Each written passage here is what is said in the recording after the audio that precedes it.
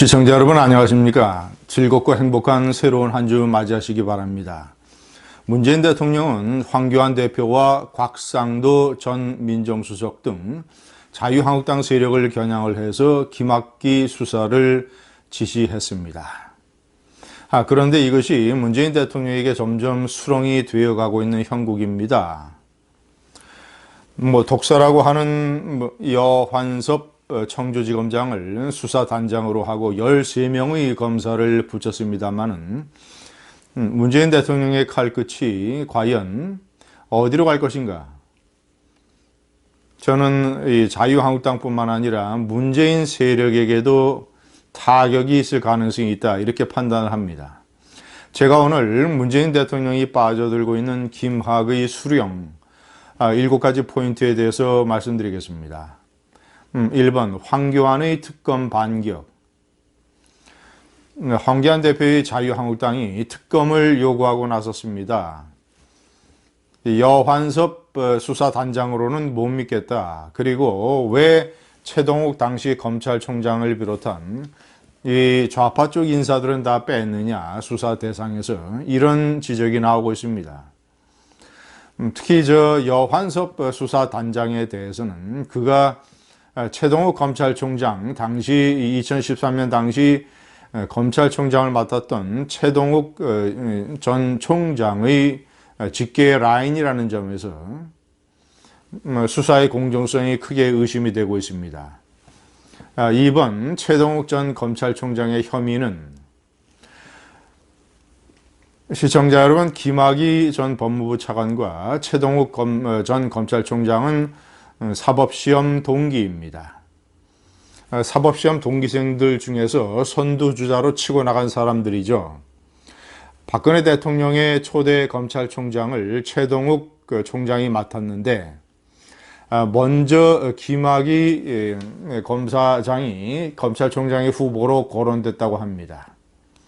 그런데 최동욱 검찰총장이 되니까 김학의 검사장을 법무부 차관으로 돌린 것이죠. 법무부 차관 김학의 사건이 터졌을 때 최동욱은 검찰총장이었습니다. 지금 세간에 많은 의혹이 왜 경찰이 김학의 전 차관을 특수강간 혐의를 포함한 이런 식으로 수사를 밀어붙였는데, 왜 검찰이 압수수색 같은 것을 기각을 하면서 검찰이 왜 수사에 소극적이었는가? 검찰의 은폐와 압력은 없었는가? 이것이 세간의 의혹의 핵심입니다. 자, 그렇다면 당시에 검찰총장을 맡았던 최동욱, 박근혜 정부 당시에 혼외 자식의 문제로 황교안 법무장관이 법무부의 감찰을 지시해서 물러났던 사람, 최동욱 검찰총장이 일단 의혹이 있든 없든 수사 대상이 돼야 되는 것 아니겠습니까? 3번, 이재순이라고 하는 미스터리 인물의 등장. 이재순은 최동욱과 사법시험 동기이자 친구입니다. 아주 가까운 사이입니다. 이재순이 최동욱과 정확하게 사법시험이 같은 해인지는 파악이 안 되고 있습니다만은 굉장히 가까운 이 친구 사이입니다. 지금 법무법인 서평에서 같이 변호사로 활동하고 있습니다. 이재순은 노무현 대통령 정부 때 당시 박근혜 노무현 대통령 청와대에서 사정비서관을 맡았던, 그리고 문재인 대통령의 대통령 선거 캠프에서 법률특보를 맡았던 사람입니다.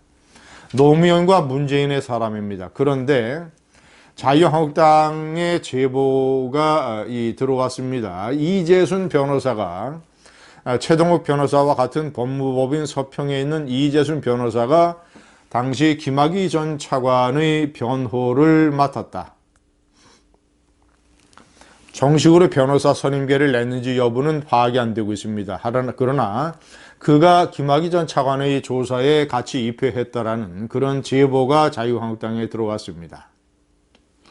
그렇다면 김학의를 변호한, 옹호한 대표적인 사람이 될 터인데, 그 대표적인 옹호자가 노무현 문재인의 사람인 것입니다. 이재순 변호사가 이 김학의 전 차관을 얼마나 변호하는가에 따라서 이 사건의 향방은 크게 달라질 수 있습니다. 4번 최순실 특검의 특검이었던 박영수 변호사의 관련설. 검찰에서는 박영수 검사장이 대검 중수부장을 맡았을 때 노무현 대통령 시절이죠. 대검 중수부장의 오른팔이라고 할 수 있는 대검의 수사기획관을 최동욱 검사가 맡았습니다. 박영수 대검 중수부장, 최동욱 대검 수사기획관. 대검 수사기획관이라고 하는 것은 여러 이 정보와 또는 이 수사의 방향 이런 것들에 깊은 영향을 주는 아주 요직 중의 요직입니다. 자, 그리고 특정한 사건에서는 여환석 검사, 지금 수사단장을 맡은 여환석 검사도 그 같은 팀에서 일했습니다. 박영수, 최동욱, 여환석 이런 수사 직계 라인이 형성이 됐던 것이죠.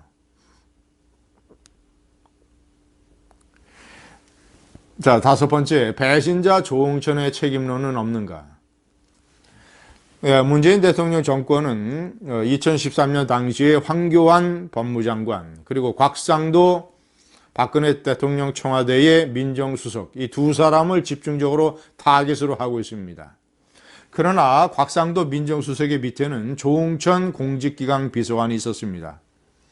공직기강 비서관은 박근혜 대통령 시절에 정윤회 문건 사건에서 드러난 것처럼 권부의 주요 인사에 관한 중요한 정보들을 수집을 해서 박근혜 대통령에게 보고하는 역할을 맡는 핵심 요직이라고 하겠습니다.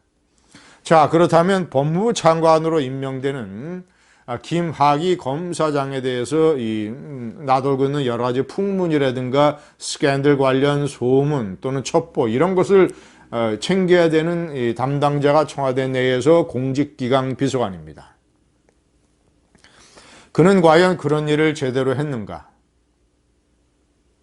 그는 김학의 법무차관 임명되는 과정에서 그런 식의 여러 가지 검증할 수 있는 첩보와 또는 동영상에 관한 문제 이런 것에 관한 이 정보를 제대로 수집을 해서 상관인 곽상도 민정수석에게 보고했는가?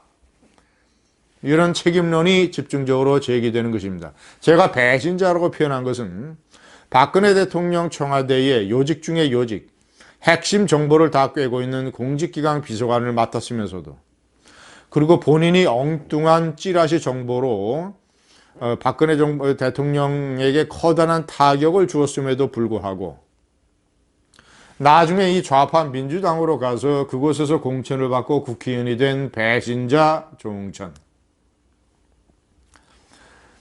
6번 여환섭이 독사라고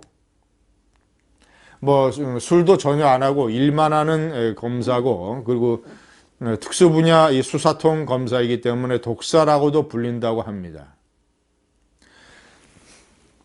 저 독사가 제대로 독을 가지고 있는지 모르겠습니다. 제대로 수사를 제대로 할 수 있는 이런 의지와 역량이 있는지도 모르겠습니다. 왜냐?